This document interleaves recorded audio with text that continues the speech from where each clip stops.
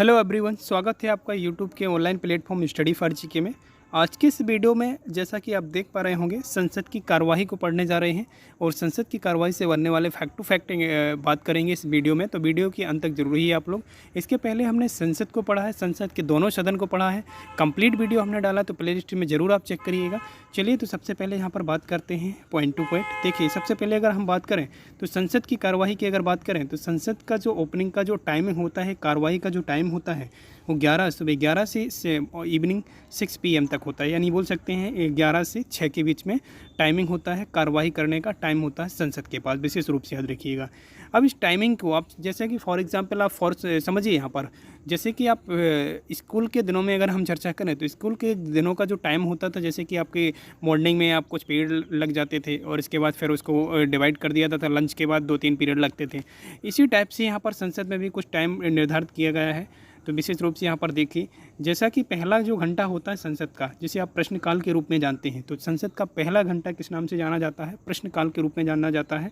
और दूसरा घंटा जिसे बोलते हैं 12 से 1 के बीच में, ये शून्यकाल के रूप में जाना जाता है। और तीसरा विशेष रूप से याद रखना है आपको, 1 से 2 के बीच में लंच टाइमिंग होता है, विशेष रूप से याद रखिएगा। और फिर लंच के बाद आता है सबसे इम्पोर्टेंट वो घंटा, विशेष रूप से याद रखिएगा, 2 से 6 के बीच में, जिसमें सारे प्रस्ताव वगैरह होते हैं वो पारित वगैरह किए जाते हैं या चर्चा वगैरह की जाती है, विशेष रूप से याद रखिएगा। चलिए यहाँ पर अब पॉइंट टू पॉइंट बात करते हैं। यहाँ पर देखिए, जैसा कि प्रश्नकाल का जो टाइमिंग पीरियड है, याद रखिएगा 11 से 12 के बीच में है। और विशेष रूप से याद रखिएगा, संसद के जो विशेष अधिकारी होते हैं ना, ये महासचिव, विशेष रूप से याद रखिए, संसद के जो अधिकारी होते हैं महासचिव, ये आप ये पॉइंट देख पा रहे होंगे ना, पूर्व सूचना 10 दिन।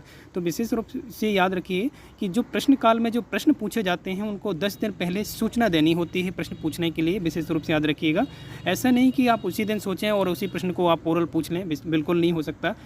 यानी अगर बात करें तो पूर्व सूचना देनी होती है 10 दिन पहले। किसको देनी होती है ये सूचना? ये महासचिव को देनी होती है, विशेष रूप से याद रखिएगा।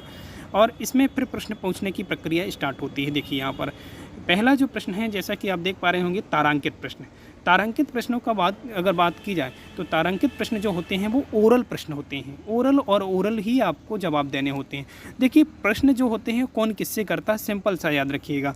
देखिए, संसद में 2 प्रकार के सदस्य होते हैं, एक सरकारी और गैर सरकारी। सरकारी का मतलब यूँ समझिए, जिनके पास मंत्रालय होता है या जो मंत्री होते हैं वो क्या कहलाते हैं? सरकारी सदस्य कहलाते हैं, विशेष रूप से याद रखिएगा। और जो गैर सरकारी यानी कि जिनके पास मंत्रालय नहीं होता है, वो सिर्फ क्या होते हैं? जो सांसद सिर्फ होते हैं, जिनके पास कोई मंत्रालय नहीं होते हैं, वो कहलाते हैं गैर सरकारी।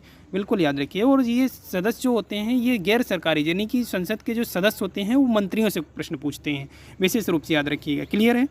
चलिए अब यहाँ पर बात करते हैं आंतरांक। ये जो क्वेश्चन आप जैसा कि देख पा रहे होंगे ना, अतारांकित। अतारांकित का मतलब यहाँ पर समझिए, अतारांकित जो होते हैं ये रिटन प्रश्न पूछे जाते हैं, विशेष रूप से याद रखिए। अच्छा, यहाँ पर एक चीज़ और याद रखना है, जो तारांकित प्रश्न है ना, इसमें थोड़ा सा एक चीज़ और याद रखना है। जो तारांकित प्रश्न है वो 1 डे यानी एक दिन में सिर्फ कितने क्वेश्चन पूछे जाएंगे? 20 क्वेश्चन ही पूछ सकते हैं, विशेष रूप से। और 1 मेंबर यानी एक सदस्य जो है वो कितने क्वेश्चन पूछ सकता है? लगभग याद रखिएगा कि 5 क्वेश्चन ही पूछ सकता है, इससे ज़्यादा क्वेश्चन नहीं पूछ सकता है एक मेंबर, याद रखिएगा। और एक दिन में कितने प्रश्न पूछे जाएंगे? 20 प्रश्न ही पूछे जाएंगे। और इसके बाद कुछ पूरक प्रश्न भी पूछे जा सकते हैं, याद रखिए।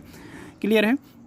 अब नेक्स्ट अगर हम बात करें अतारांकित प्रश्नों की, तो विशेष रूप से याद रखिएगा, इसमें रिटन प्रश्न पूछे जाएंगे। आपको चिट्ठा बांट दिए जाएंगे और फिर इसमें से आपको पढ़कर फिर आपको वापस जवाब देना रहेगा, विशेष रूप से रिटन ही आंसर, रिटन आपसे प्रश्न पूछे जाएंगे। तो अतारांकित का मतलब ये समझिए, रिटन प्रश्न पूछे जाएंगे। क्लियर है? और इसमें भी विशेष रूप से एक पॉइंट जरूर याद रखना है, जो रिटन जो क्वेश्चन पूछे जाएंगे, विशेष रूप से याद रखिए, 1 डे में आप याद रखिएगा 230 प्रश्न पूछे जा सकते हैं। मैक्सिमम याद रखिएगा 230 प्रश्न पूछे जा सकते हैं, विशेष रूप से याद रखिएगा। तो विशेष रूप से याद रखिए कि ये जो प्रश्न पूछते हैं कौन पूछते हैं?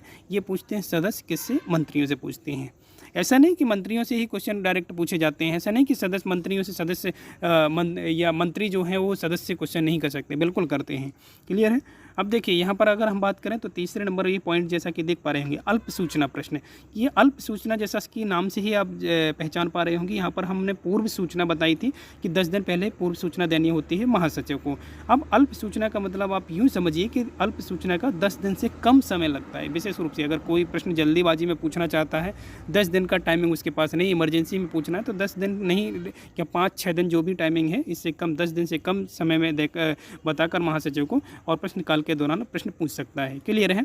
अब देखिए दूसरा घंटा स्टार्ट होता है 12 से 1 के बीच में। संसद का जो दूसरा घंटा होता है 12 से 1 के बीच में, जिसका नाम क्या है, शून्यकाल। शून्यकाल के रूप में जानते हैं दूसरे घंटे को। यहाँ पर बिना सूचना के कोई भी क्वेश्चन पूछे जा सकते हैं, विशेष रूप से याद रखिएगा। बिना सूचना के कोई भी प्रश्न किसी से भी पूछ सकता है, मंत्री पूछ सकता है यहाँ पर, या सरकारी या गैर सरकारी कोई भी सदस्य किसी से भी क्वेश्चन पूछ सकता है और जवाब देना होगा। क्लियर है। और नेक्स्ट पॉइंट की अगर हम बात करें तो तीसरा जो घंटा स्टार्ट होता है संसद का, ये होता है लंच टाइम। विशेष रूप से याद रखिए, और लंच टाइम जो होता है वो 1 से 2 के बीच में होता है, 1 से 2 के बीच में। अभी लंच वैसे माइंड इनका फ्रेश हो जाएगा, फिर इसके बाद वापस कार्यवाही चालू होती है। ये इंपॉर्टेंट पॉइंट है, 2 से 6 के बीच में। ये कहलाता है चर्चा या प्रस्ताव का घंटा। विशेष रूप से याद रखिएगा, ये 2 से 6 के बीच में होता है, 2 से 6 के बीच में। इसमें सारे प्रस्ताव पारित किए जाते हैं, विशेष रूप से याद रखिएगा, क्योंकि आप सभी जानते हैं कि प्रस्ताव वगैरह पारित करने की प्रक्रिया जो होती है लोकसभा और राज्यसभा दोनों से पारित होना होता है। या फिर विशेष रूप से याद रखिए चर्चा भी की जाती है इन प्रस्तावों पर। स्थगन प्रस्ताव, अविश्वास प्रस्ताव, निंदा प्रस्ताव, धन्यवाद प्रस्ताव, ये सारे जो प्रस्ताव पारित करने की जो प्रक्रिया होती है, चर्चा करने का जो विषय होता है, वो 2 से 6 के बीच में आयोजित किया जाता है। विशेष रूप से ये पॉइंट जरूर याद रखिएगा। तो आई होप ये वीडियो आपको पसंद आया होगा, विशेष रूप से याद रखिएगा। और इसके अलावा हम बात करें, देखिए इसके पहले हमने पॉलिटी के ये संसद और राज्यसभा के कंप्लीट वीडियो डाला है, तो उनको ज़रूर आप एक बार वॉच करके देखिएगा। आई होप वीडियो आपको पसंद आएंगे। और जो लोग भी चैनल में नए हैं तो चैनल को सब्सक्राइब एंड वीडियो को लाइक करना बिल्कुल ना भूलिएगा। चलिए मिलते हैं किसी नए वीडियो में, तब तक के लिए विदा लेते हैं। जय हिंद।